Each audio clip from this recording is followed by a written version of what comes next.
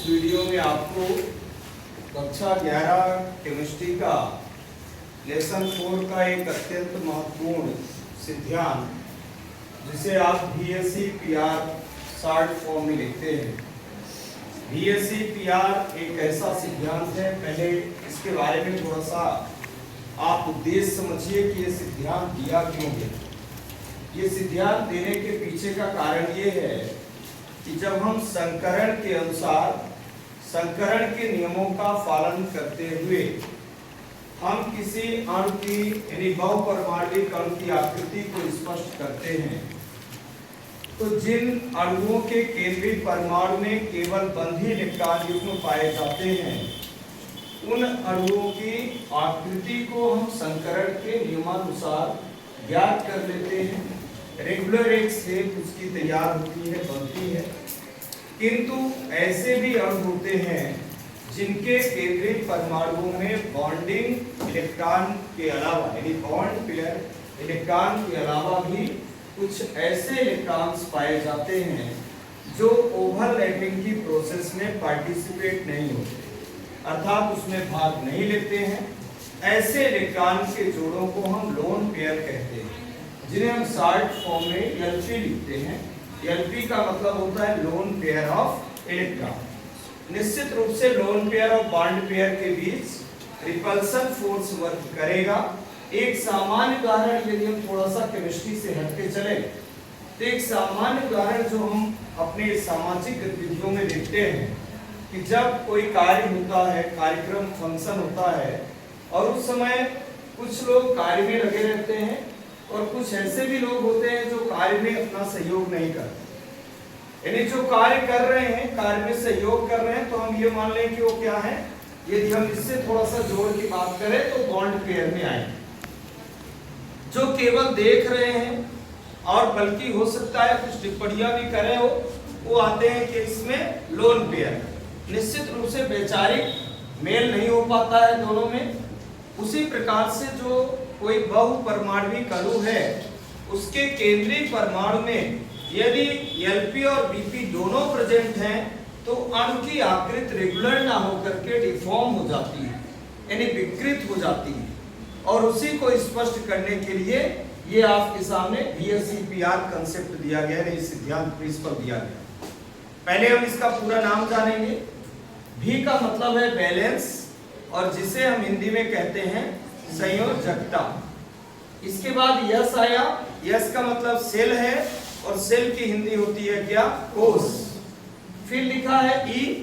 ई का पूरा नाम होगा इलेक्ट्रॉन। पी का होगा क्या? पेयर। और आर का मतलब होगा रिपल्सन। यानी यदि हम एक एक अक्षरों को जोड़ करके और पूरे सिद्धांत का अर्थ निकालें, इसे हम कहेंगे संयोजकता कोश इलेक्ट्रॉन युग्म प्रतिकर्षण सिद्धांत। चूंकि इस सिद्धांत के पूरे नाम में ही प्रतिकर्षण शब्द का प्रयोग किया गया है, इसका मतलब ये निश्चित रूप से सिद्धांत उन अणुओं के लिए दिया गया है जिनके केंद्रीय परमाणु में बीपी के साथ साथ एलपी भी प्रेजेंट है।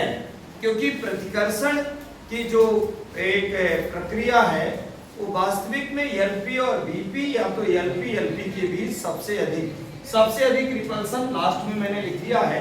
हालांकि ये मैं पहले पूरा सिद्धांत बता रहा हूँ, इसके बाद फिर इसमें आपको बताया जाएगा कि रिपल्सन सबसे ज्यादा एलपी और एलपी के बीच होगा, उसके बाद एलपी और बीपी के बीच, और सबसे मिनिमम रिपल्सन फोर्स जो लगता है वो बॉन्ड पेयर और बॉन्ड पेयर इलेक्ट्रॉन के बीच में है। जनरली इस सिद्धांत का उद्देश्य आपके समझ में आया होगा। इसका नाम थोड़ा सा ध्यान रखना है। ये संयोजकता का मतलब क्या है? संयोजी कोश से, क्योंकि आप सभी को पता है कि संकरण होता है या ओवरलैपिंग प्रोसेस होती है, उन सभी में संयोजकता कोश के इलेक्ट्रॉन या कक्षक भाग लेते हैं। जैसा कि आप जानते हैं संकरण में कक्षक भाग लेते हैं, तो संयोजी कोश के कक्षक ही इसमें पार्टिसिपेट होंगे, इसलिए संयोजकता कोश शब्द लिखा गया। इलेक्ट्रॉन पेयर यानी इलेक्ट्रॉन युग्म इसलिए बताया गया क्योंकि दो प्रकार के इलेक्ट्रॉन जोड़े पाए जाएंगे, और प्रतिकर्षण शब्द का मतलब है उनके बीच में रिपल्सन होता है, जिसके कारण अणु की आकृति विकृत हो जाती है। मतलब यदि हम इसके VSEPR का पूरा नाम समझें तो हमारे ये सिद्धांत समझ में आ जाता है कि ये सिद्धांत आगे क्या कहेगा, ये सिद्धांत क्या बताएगा और इसके माध्यम से हम किस प्रकार के अणुओं की आकृति को स्पष्ट कर पाएंगे। उसके पूरे नाम में ही पूरा सिद्धांत लिखा हुआ है। जैसे अभी आपके सामने मैंने ये सिद्धांत भी लिखा, दिया किसने, पब्लिश किसने किया, सिज्विक और पावेल ने 1940 में दिया, यहाँ भी लिखा है 1940, और 1957 में इसे और अधिक डेवलप किया किसने, गिलेस्पी और नाइहोम ने। थोड़ा सा आगे डेवलप किया इसको और विकसित करके फिर इसके अपग्रेड भी बनाए। पहले तो आप सिद्धांत के बारे में थोड़ा सा पहले देखेंगे। किसी अणु के केंद्रीय परमाणु के संयोजकता कोष में, शब्द वही आ रहा है, संयोजकता कोष शब्द आया, किसी पर वहां लिखा है केंद्रीय परमाणु, किसी अणु के केंद्रीय परमाणु। केंद्रीय परमाणु का मतलब क्या है? क्योंकि आप जानते हैं कि जो संकरण की क्रिया होती है वो केवल किस में होगी, केंद्रीय परमाणु में। तो केंद्रीय परमाणु के संयोजकता कोष में उपस्थित इलेक्ट्रॉन युग्म, युग्म शब्द यहाँ देख लीजिए, यहीं से पूरा आपको मिल रहा, संयोजकता कोष मिल गया था, अब मिल रहा क्या, इलेक्ट्रॉन युग्म से भरे कक्षक त्रिविम में इस प्रकार व्यवस्थित होते हैं, रहते हैं कि वे परस्पर एक दूसरे से अधिकतम दूरी पर, यदि वो अधिकतम दूरी पर होंगे तो उनके बीच न्यूनतम प्रतिकर्षण पाया जाएगा। ये कोशिश रहती है कि बॉन्ड लेंथ ज्यादा हो, यानी यदि बंध लंबाई अधिक है, दूरी अधिक है, तो स्वाभाविक रूप से उनके बीच में रिपल्सन क्या होगा, कम होगा। आगे बोल रहा है एक दूसरे से अधिकतम दूरी पर रहें जिससे उनमें न्यूनतम प्रतिकर्षण हो। देखिए ये जो पूरा सिद्धांत है, यदि हम संयोजकता कोष इलेक्ट्रॉन युग्म प्रतिकर्षण, मतलब ये आपके पास भी हो गया, यहाँ पर आपका यस, यहाँ ई, यहाँ पी और यहाँ क्या आ गया आर। यानी यदि हम 1 2 3 4 और ये 5, यानी इसमें 5 लेटर्स को मिला दें तो पूरा सिद्धांत बन जाता है, आपको रटने की आवश्यकता नहीं। रही बात इसमें 2 पॉइंट, तो यहीं से निकाल करके ये 2 पॉइंट्स बने। इस सिद्धांत के मुख्य अपग्रेड निम्न है। अभी ये आपको इस वीडियो में, ये जो परीक्षा में लिखने के लिए, बाकी इसके बहुत सारे पॉइंट्स बनते हैं, मैं अगले वीडियो में आपको इसका विस्तृत जानकारी इसकी दूंगा।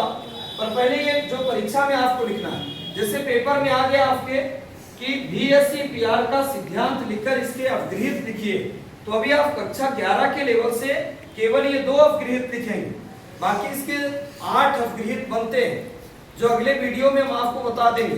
पर अभी आपको परीक्षा की तैयारी करने के लिए बहुत महत्वपूर्ण है, पूरे अंक इसमें मिल जाते हैं।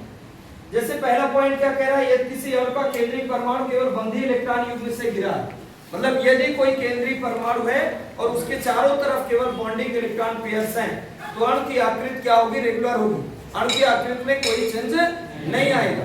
दूसरा फिर वही पॉइंट कहता है, जब अणु के सेंट्रल एटम के संकर ऑर्बिटल बॉन्डिंग इलेक्ट्रॉन पेयर के अतिरिक्त किससे हो, लोन पेयर इलेक्ट्रॉन भी रखते हो, तो उसकी आकृति नियमित ना होकर विकृत हो जाती है। और जो रिपल्सन का ऑर्डर है वो क्या है, LP में सबसे अधिक रिपल्सन फोर्स कार्य करेगा, LP BP में उससे कम करेगा, और जो सबसे कम रिपल्सन होगा वो किसमें होगा, BP और TP। तो इस तरह से बच्चों ये VSEPR का पूरा नाम दिया किसने, सिज्विक और पावेल ने दिया। कब पब्लिश किया, 1914 में। उसके बाद इसका डेवलप किसने किया, गिलेस्पी और नाइहोम ने 1957 में किया। सिद्धांत के बारे में हमने आपको इस वीडियो में बता दिया। अगले वीडियो में आप इसके कई उदाहरण देखेंगे और उस वीडियो के माध्यम से, अगले वीडियो के माध्यम से आप ये पता कर पाएंगे कि हम किस तरह से किसी अणु की आकृति VSEPR सिद्धांत के अनुसार स्पष्ट कर सकते हैं।